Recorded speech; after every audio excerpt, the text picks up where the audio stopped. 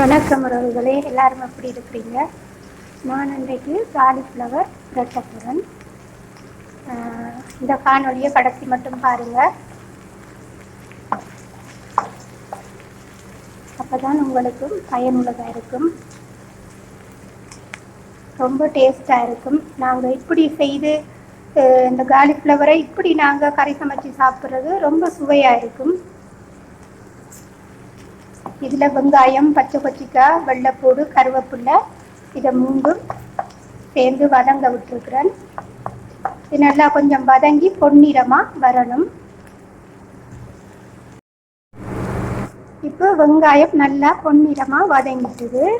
வதங்கின பிறகு நாங்கள் இதில் கொஞ்சம் கட்டத்தூள், ஒரு சிட்டிகை மிளகுத்தூள், சரக்குத்தூள், உப்புத்தூள், மஞ்சத்தூள், சீரகத்தூள் இவ்வளோத்தையும் போட்டு மிக்ஸ் பண்ணுவோம். நல்ல எண்ணெயில் மிக்ஸ் பண்ணினா தான் டேஸ்டாக இருக்குது. அதுக்கு பிறகு நான் கொஞ்சம் இறால் சேர்க்குறேன். இறால் போட்டு செய்கிறது ருசியாக இருக்குது.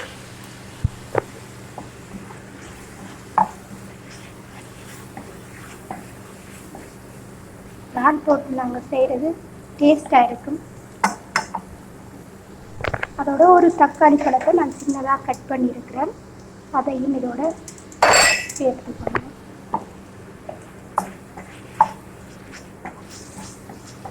இப்போ கொஞ்சம் இதை ஒரு 5 நிமிஷம் நல்லா கொஞ்சம் வெந்து வதங்கி வரணும். வதங்கி வந்த பிறகு நான் காலிஃப்ளவரை கொஞ்சம் பொரிச்சு எடுத்து வச்சிருக்கிறேன். லேசாக கொத்தமல்லி இலை இது நல்லா வதங்கி வந்த பிறகு அந்த காலிஃப்ளவர் இதில் கொட்டி மிக்ஸ் பண்ண வேண்டியது தான். ரொம்ப சுவையாக இருக்கும். நீங்களும் இப்படி செய்து ட்ரை பண்ணி பாருங்கள், நல்லா இருக்கும். இது கொஞ்ச நேரம் வேகட்டும்.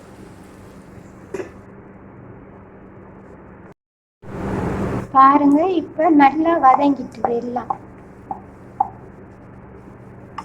அதுக்கு பிறகு நாங்கள் இந்த காலிஃப்ளவரை போடுவோம். வெள்ளை சோற்றோடு சாப்பிடும்போது வேறு லெவலாக இருக்கும். இதனுடைய டேஸ்ட் ரொம்ப சுவையாக இருக்கும். நீங்களும் ட்ரை பண்ணி பாருங்கள்.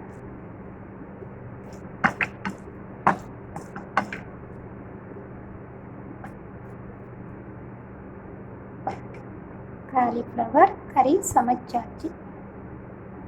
உங்களுக்கு இது பிடிச்சிருந்தா லைக் பண்ணுங்கள், கமெண்ட் பண்ணுங்கள், சப்ஸ்கிரைப் பண்ணி உங்களுடைய ஆதரவை தாங்க. மற்றவங்களுக்கும் ஷேர் பண்ணுங்கள்.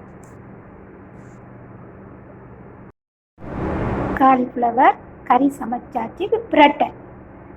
நீங்களும் இப்படி செய்து பாருங்கள், ரொம்ப சுவையாக இருக்கும்.